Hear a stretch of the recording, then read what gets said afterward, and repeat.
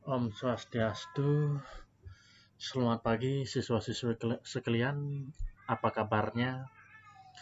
Harapan Bapak kalian dalam keadaan baik selalu, sehat selalu.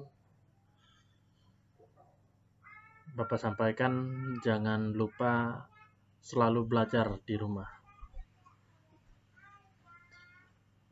Pertama-tama mari kita panjatkan puji syukur atas Asungkerta Waranugraha Ranjing Hata Langit Ida Sang Hyang Widiwasa, di mana karena Asungkerta Waranugraha beliaulah pada kesempatan ini kita bisa melaksanakan proses pembelajaran kita, yaitu melalui sistem daring. Pada kesempatan ini besar harapan Bapak, anak-anak sekalian, semua mengikuti proses pembelajaran ini. Baik, adapun yang akan kita pelajari hari ini, kita lanjut tentang materi kita, yaitu Yatnya dalam Mahabharata. Seperti biasa, literatur penunjang kita adalah buku siswa agama Hindu dan budi pekerti kelas 12 tingkat SMA SMK, edisi revisi 2017. Sudah Bapak kirim pula di WA grupnya, jadi silahkan dibaca ya, dibuka, dipelajari sebelumnya. Adapun tujuan pembelajaran kita pada kesempatan ini yaitu melalui kegiatan pembelajaran secara daring dengan pendekatan saintifik dengan media WhatsApp.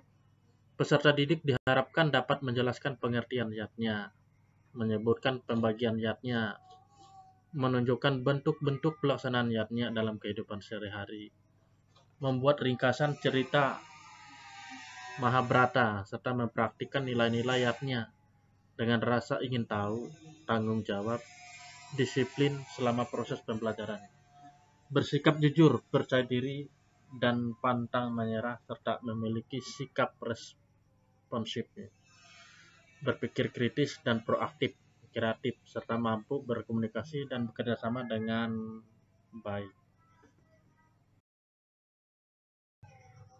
Kemudian yang berikutnya peta konsep kita agar tidak keluar dari materi perlu Bapak batasi. Yatnya dalam Mahabharata, diantaranya ada pengertian yatnya, kemudian bagian yatnya, syarat dan aturan dalam pelaksanaan yatnya, ringkasan cerita Mahabharata. Baik, perlu saya sampaikan di akhir pertemuan kita ini, Bapak akan memberikan tugas nantinya. Maka dari itu, sebelum jauh, mari anak-anakku, siswa-siswi sekalian, perhatikan materi ini dengan baik. Apabila ada hal yang ingin ditanyakan nanti, silahkan kirim via WA ya, via grup kita ya. Jadi kita diskusi di ruang grup WA nantinya. Perhatikan gambar di sini ya. Ini gambar apa kira-kira anak-anakku? Apa kira-kira siswa-siswi sekalian? Jadi ini gambar tentang pancayatnya. Jadi di situ ada manusia yatnya, buta yatnya, dewa yatnya, resi yatnya, pitra yatnya. Di mana dari pancayatnya ini dalam kehidupan sehari-hari kita tidak terlepas ya. Mulai dari yang terkecil sampai yang terbesar. Karena pelaksanaan ritual yatnya ya seperti itu bahasanya, itu selalu menyatu dalam kehidupan kita. Kita mulai dari pengertian yatnya. Yatnya bisa dilihat dari 3 sudut pandang. Sudut pandang yang pertama dari segi yatnya itu sendiri ya. Kemudian dari segi upakara. Kemudian yang Tiga dari segi upacaranya. Kita bahas satu persatu dari ketiga ini. Yang pertama dari segi yatnya. Kata yatnya, etimologi kata ini berasal dari bahasa Sanskerta, berasal dari urat kata yat, yang artinya memuja, mempersembahkan, berkorban. Jadi yatnya adalah pengorbanannya, pemujaan, persembahan yang tulus dan ikhlas. Hal ini juga didukung dalam kitab Bhagavad Gita, juga dijelaskan yatnya artinya suatu perbuatan yang dilakukan dengan penuh keikhlasan dan kesadaran untuk melaksanakan persembahan kepada Tuhan. Jadi apa saja yang kita persembahkan, dasarnya adalah tulus dan ikhlas ini, ya, itu adalah namanya yatnya. Berikutnya dari segi upakara. Upakara ini berasal dari dua kata, upa dan kara. Upa itu berhubungan dengan, kemudian kara, perbuatan, pekerjaan tangan. Jadi upakara adalah segala sesuatu yang berhubungan dengan perbuatan atau pekerjaan tangan. Sarana yang diperlukan sebagai perlengkapan sebuah yatnya ini disebut dengan istilah upakara ini. Upakara yang tertata dalam bentuk tertentu yang difungsikan sebagai sarana memuja keagungan Tuhan itu disebut dengan sesajen. Upakara dapat diartikan memberi pelayanan yang ramah tamah atau kebaikan hati.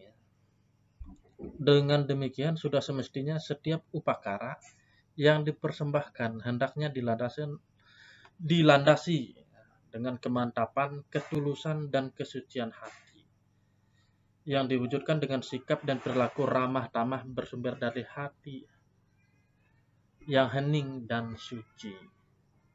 Jadi itu dilihat dari segi upakara, ya.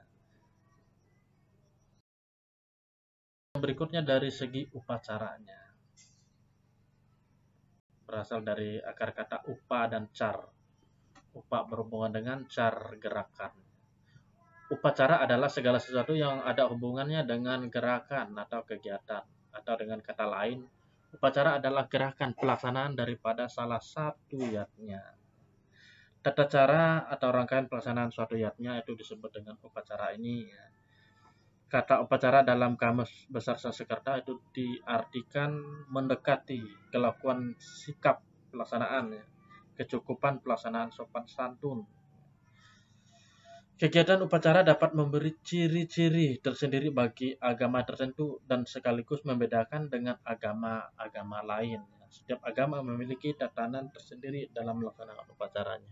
Lebih-lebih kita sebagai umat Hindu yang memiliki bermacam upacara, ya, jadi menjadi keunikan tersendiri dan sekaligus menjadi ciri khas pembedaan kita dari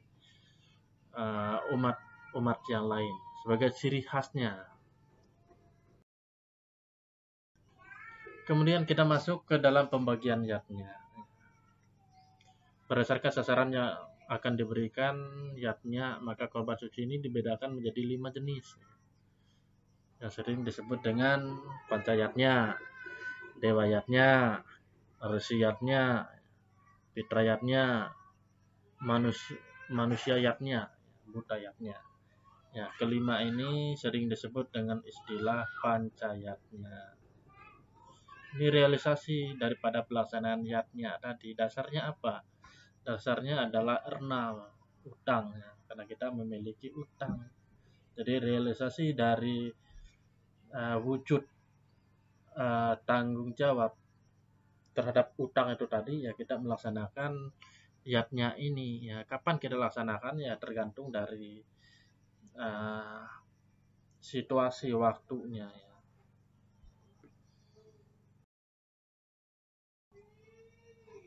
Kita bahas yang pertama dewayatnya.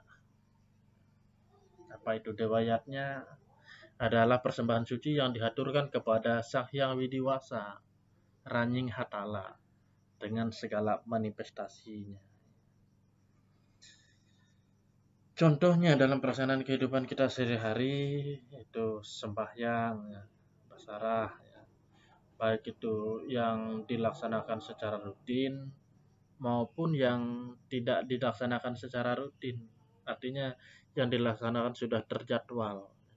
Jadi tujuannya adalah kepada Hyang Widiwasa Ranying Hata Langit dengan segala manifestasinya. Itu dewayatnya. Yang berikutnya resiatnya. Apa resiatnya? Resiatnya adalah korban suci yang tulus ikhlas kepada para resi. Kenapa? Mengapa yatnya ini dilaksanakan kepada para maharesi? Karena para maharesi sudah berjasa menuntun masyarakat dan melakukan puja surya sewana setiap hari. Para resi telah mendoakan keselamatan dunia, alam semesta beserta isinya. Bukan itu saja, ajaran suci Weda juga pada mulanya disampaikan oleh para resi. Para resi dalam hal ini adalah orang yang disucikan oleh umat Hindu, ya, masyarakat Hindu. Ada yang sudah melakukan upacara Dwijati, disebut dengan istilah Pandita, ya. Dan ada yang melaksanakan upacara Ekajati, disebut dengan Pinandita atau pemangku. Kalau istilah dalam keseharian kita di wilayah kita ini, ya, kita sering mengenal dengan istilah pisur, ya. Kita juga mengenal dengan istilah basir. Ya. Umat Hindu memberi yatnya terutama kepadanya pada saat mengundang orang suci, ya. Jadi maksud untuk menghantarkan upacara yatnya yang dilaksanakan. Karena ketika kita ingin melaksanakan yatnya, tentunya kita akan mengundang orang suci nantinya yang memang bidangnya berkompeten dalam hal upacara. Berikutnya fitrayatnya. Apa sih fitrayatnya?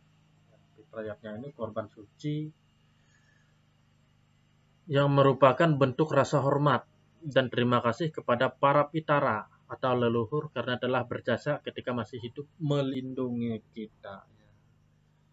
Jadi oleh karena itu kita memiliki kewajiban. Setiap orang yang telah dibesarkan oleh leluhur adalah memberi persembahan yang terbaik secara tulus ikhlas. Ini sangat sesuai dengan ajaran Weda, ya, agar umat Hindu selalu memberi, ya, demi menjaga keteraturan sosial.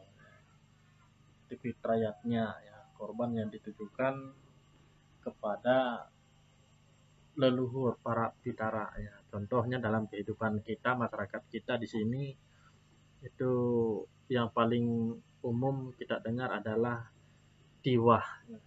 Jadi itu merupakan realisasi dari pelaksanaan fitrayatnya. Tujuannya adalah kepada leluhur, ya. Kemudian ngaben, ya, wara, itu merupakan upacara-upacara yang ditujukan kepada leluhur, ya. Baik dari yang pertama penguburan, biasanya kita mulai dari penguburan, kemudian nyorat, ya. Lanjut dengan upacara tiwah, ya, itu wujud daripada penghormatan kita terhadap para pitara, leluhur yang telah membesarkan kita, yang telah menitik kita, ya, sehingga kita menjadi ada. Cara penghormatan terhadap Tuhan yang nyata, ya. Karena kita berpandangan bahwa Tuhan nyata itu adalah orang tua, ya, leluhur.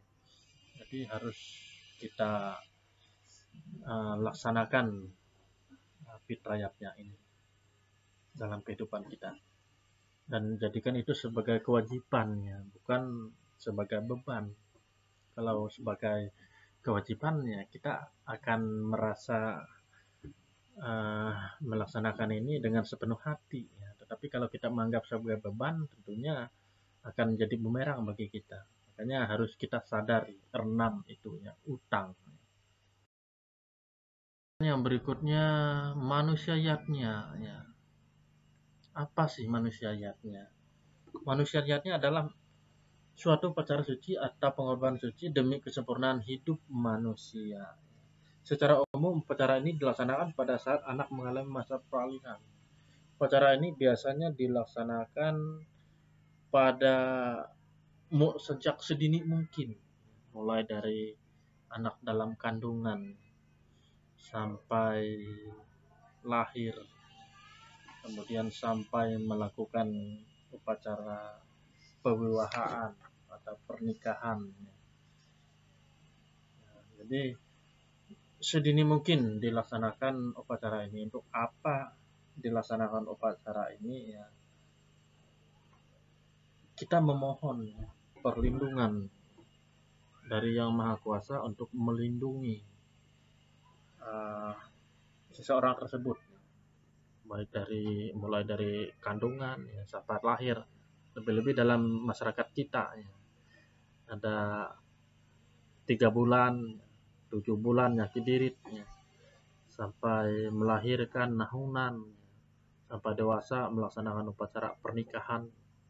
Itu pelaksanaan manusiayatnya dalam bentuk berupa ritual ya. Tetapi pelaksanaan manusiayatnya ini ada pula yang tidak berbentuk ritual ya. Pelaksanaan dalam bentuk upacara seperti itu. Contohnya membantu orang tua, membantu orang tua menyeberang jalan, menjenguk teman-teman yang sakit ya, melakukan bakti sosial, donor darah ya, dan lain sebagainya. Itu tidak memakai ritual ya, tetapi pelaksanaan manusia yang gamblang kita lakukan.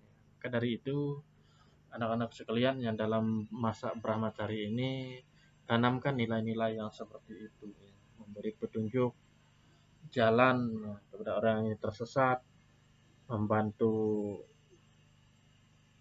parkir miskin misalkan ya. Jadi itu pelaksanaan manusiayatnya.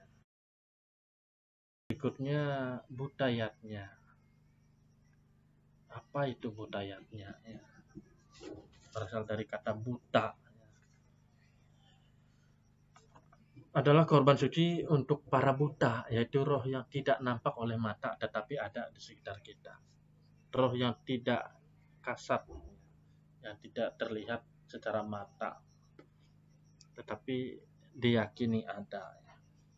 Para buta ini cenderung menjadi kekuatan yang negatif ya. Oleh karena itu, agar kehidupan kita seimbang, kita harus saling menghargai antara yang satu dengan yang lain. Sedangkan tujuannya apa? Tujuan daripada pelaksanaan budayatnya ini adalah untuk menetralisir kekuatan buta kala yang kurang baik ya, agar menjadi kekuatan buta hita, kekuatan yang baik ya, yang mendukung kehidupan umat manusia. Jadi banyak pelaksanaan dalam kehidupan kita ya. Contoh ya, nyadiri yaitu termasuk buta kala, kemudian nyadiri nupi ya biasanya, kemudian masih banyak contoh-contoh yang lain. Anak-anak sekalian, kita lanjut lagi materi kita, yaitu tentang syarat dan aturan dalam pelaksanaan yatnya. Tentunya dalam melaksanakan yatnya punya aturannya. Agar apa? Agar pelaksanaan yatnya itu lebih efisien, tidak terkesan mengada-ngada. Jadi memang sesuai dengan aturan agama.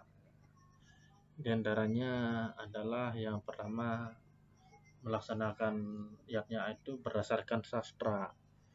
Apa itu berdasarkan sastra? Yaitu yatnya yang dilaksanakan dengan penuh keyakinan.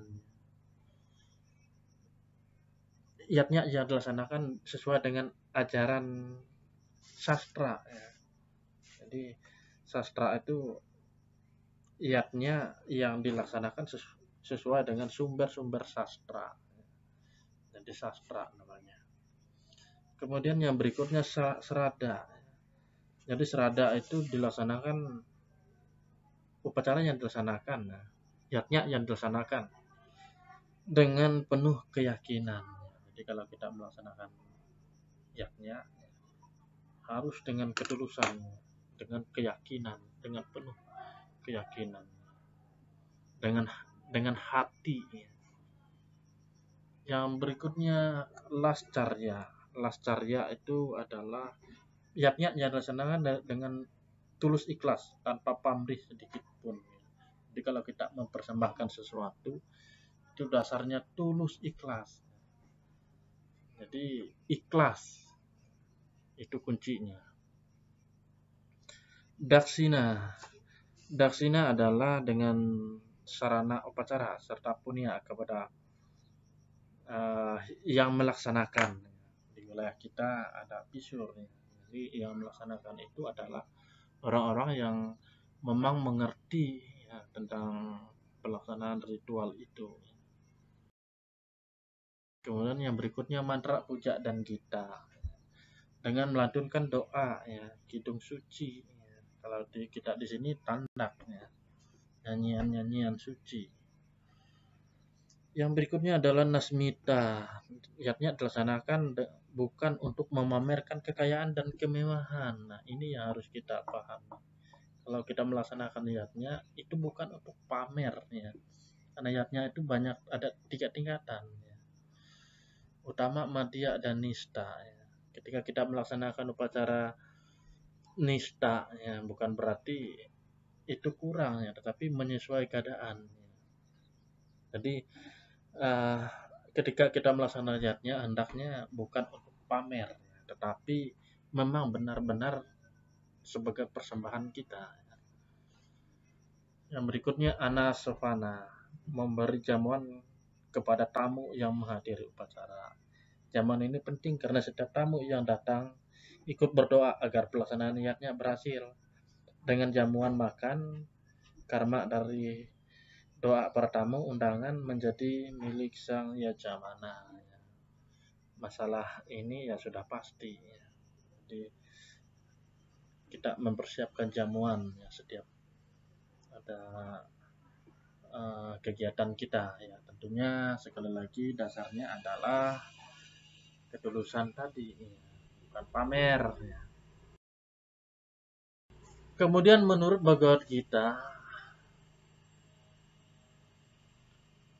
ayatnya dibagi menjadi 3 ya, kualitas yatnya. Yang pertama satwika. Satwika adalah yatnya yang dilaksanakan sudah memenuhi syarat-syarat yang telah ditentukan. Syarat-syarat dimaksud antaranya adalah berdasarkan sastra, yatnya berdasarkan keikhlasan, dilaksanakan oleh selinggi, pisur tadi ya.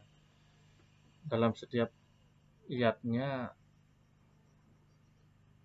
ya dilaksanakan oleh orang yang memahami tadi ya, isur dalam kalau bahasa kita ya.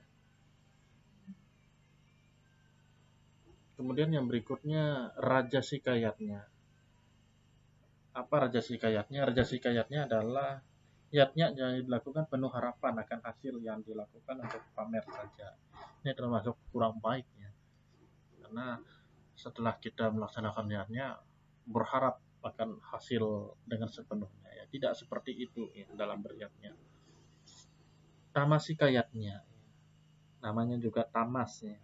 Yatnya dilakukan tanpa mengindahkan petunjuk sastra, tanpa mantra, tanpa kidung suci, tanpa adanya daksina, tanpa didasar oleh kepercayaan. Tamasisa ini yatnya yang dilaksanakan dengan motivasi agar mendapat untung. Ini tidak diperbolehkan, tidak diperkenankan dalam pandangan Hindu. Jadi hendaknya laksanakanlah yatnya dengan kualitas satwika, satwam.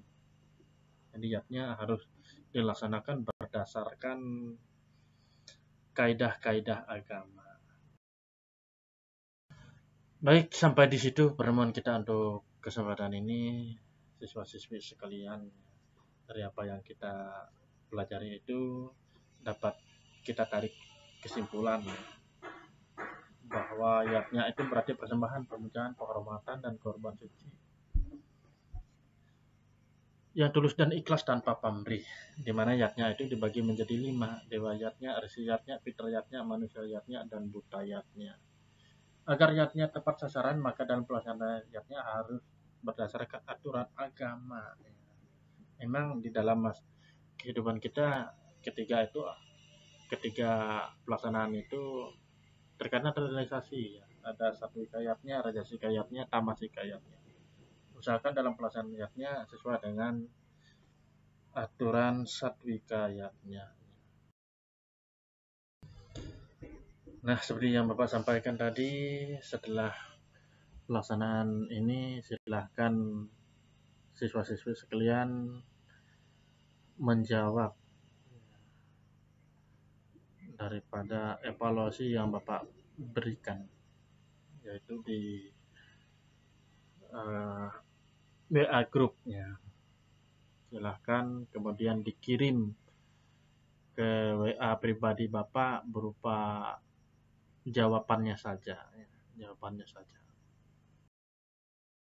Di sini pertemuan kita sekali lagi saya sampaikan, jaga kesehatan, rajin belajar di rumah, bantu orang tua. Semoga pandemi COVID-19 yang menimpa kehidupan kita ini akan cepat berlalu. Oleh karena itu, mari sama-sama kita memutus rantainya dengan jangan berkerumunan ya, di masyarakat, di tempat-tempat ramai, kemudian cuci tangan ya, sesering mungkin. Baik, saya tutup dengan prana santi.